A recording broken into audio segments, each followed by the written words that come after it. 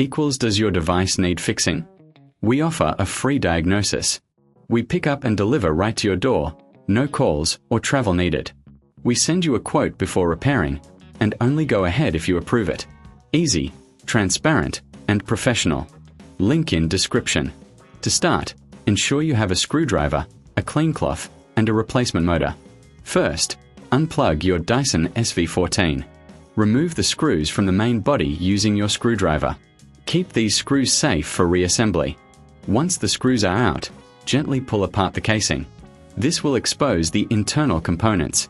Next, locate the motor. Carefully disconnect the wiring harness. Take a moment to clean any dust or debris inside the vacuum. A clean interior helps with performance. Now, replace the old motor with the new one. Connect the wiring harness securely. Before reassembling, do a visual check to ensure everything is in place. Reattach the casing and secure it with the screws you removed earlier. Make sure everything is tight.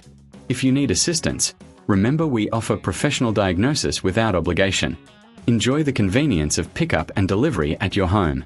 No calls, no travel, just a simple quote before repair.